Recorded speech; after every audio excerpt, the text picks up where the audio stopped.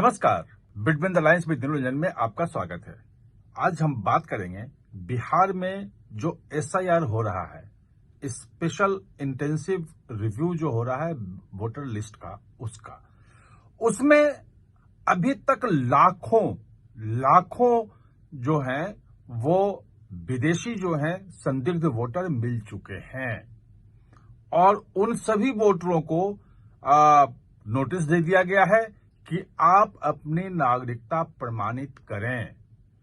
किन किन जिलों से मिले हैं ये वोटर, कितने लाख हैं और उनका अब क्या होगा, कब तक उनको जवाब देना है और इससे पूरे बिहार में कैसे हड़कंप मच गया है। एक तरफ वोट बचाओ यात्रा चल रही है, दूसरी तरफ विदेशी नागरिक जो हैं वो वोटर लिस्ट में मिल रहे हैं। संदिग्ध विदेशी नागरिक कह सकते हैं कि जिनके जो अभी ड्राफ्ट जारी हुआ है और जो कागज मांगे गए हैं उसके बाद उनकी नागरिकता पर संदेह है और उन्हें चुनाव आयोग ने कहा है कि आप अपने नागरिकता प्रमाणित करें, आप दस्तावेज दें और ये बताएं कि आप भारत के नागरिक हैं। ये जो पूरा मामला है ये समझना जरूरी है और खास तौर पे 8 सितंबर को सुप्रीम कोर्ट में इसकी सुनवाई होनी है और जो ड्राफ्ट सूची है 7 करोड़ 24 लाख लोगों का, उसमें सबके दस्तावेज जमा करने के लिए कह दिए गए हैं, दस्तावेज दे दो। आयोग का कहना था 2 दिन पहले आया था कि 98% से ज्यादा लोगों ने, लगभग 99% लोगों ने अपने दस्तावेज दे दिए हैं। 31 तक उनको समय है।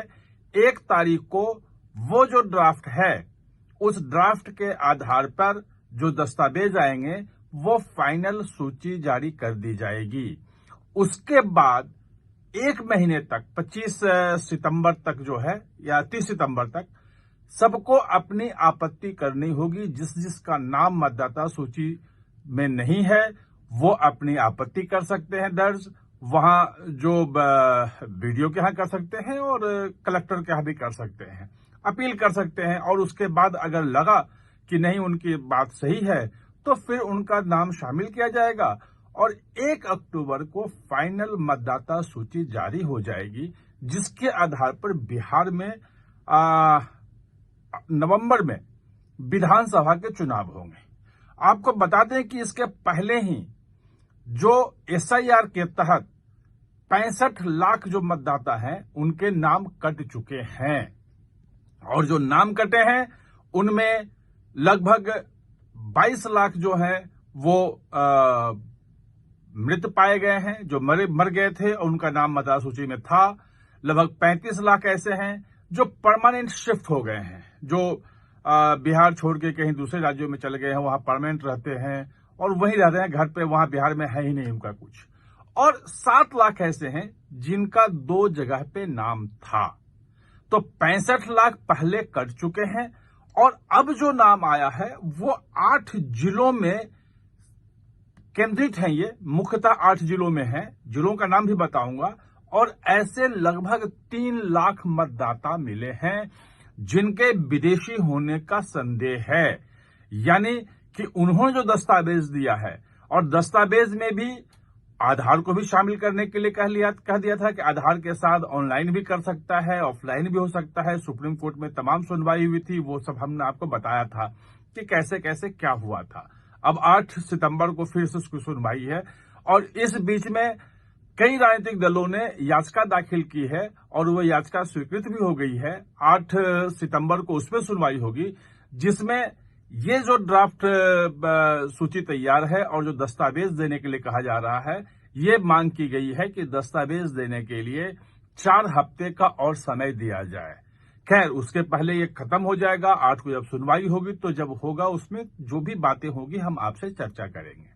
लेकिन अभी जो मुख्य बात यह है कि ये जो 3 लाख मतदाता मिले हैं, जो चुनाव आयोग के सोर्सेज का कहना है कि ये 3 लाख से ज्यादा हैं, एग्जैक्ट नंबर वो नहीं बता रहे हैं कि बोले कि अभी आ रहा है और ज्यादा भी बढ़ सकता है। अभी तक 3 लाख लोगों की ऐसे संदिग्धों की पहचान हुई है जो विदेशी हो सकते हैं। इसमें से अधिकांश जो हैं वो बांग्लादेशी और नेपाली होने के उनके संदेह हैं।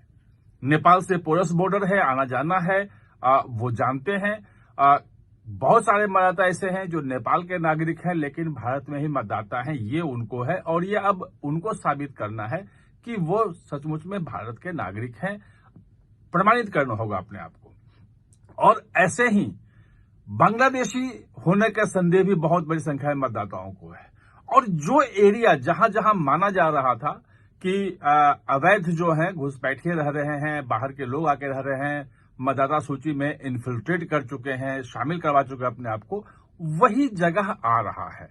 8 जिले जहां से बड़ी संख्या में छिटपुट बहुत सारी जगहों से है, लेकिन अधिकांश जो ये विदेशी जो मतदाता हैं जो सूची में शामिल हैं, ये 8 जिलों में केंद्रित हैं।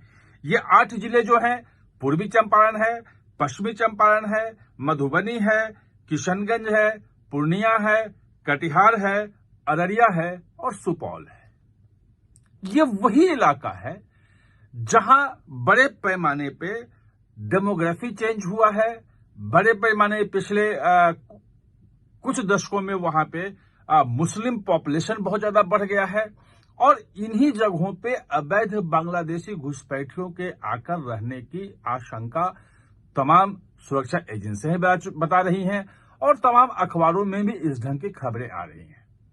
और यहीं से जो है कल जो प्रधानमंत्री को की माता के नाम जो अपशब्द कहे गए थे और जिस लड़के ने कहे थे, वो दरभंगा का इलाका था। और इस पूरे मामले में आप देखेंगे कि मधुबनी और सुपौल, कटिहार ये सब आता है, वो वही सटा हुआ इलाका सब है जहां पे ये बांग्लादेशी हैं। अब सवाल ये उठता है कि इनका जो प्रमाणित करना है वो कौन सा सर्टिफिकेट देंगे, वो क्या होगा, क्योंकि आधार को कह दिया है कि वो प्रमाण पत्र नहीं है, जो राशन कार्ड है वो प्रमाण पत्र नहीं है, जो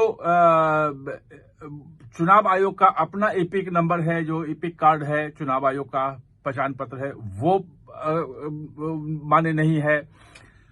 बाकी जो दस्तावेज हैं उसके बारे में कहा जा रहा है कि तंत्र का सर्टिफिकेट बहुत कम लोगों के पास है, ये है वो है।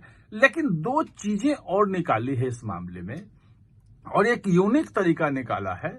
वो निकाला है कि अगर आपके पास कोई दस्तावेज नहीं भी हो तो भी अपना फैमिली ट्री आप दिखाइए। फैमिली ट्री का मतलब ये हुआ कि आपके पिता कौन थे, उनके पिताजी कौन थे, आप जहां पैदा हुए होंगे वहां बाकी लोग होंगे, वो कहीं ना कहीं उनका रिकॉर्ड होगा, कुछ ना कुछ बताया जा रहा होगा।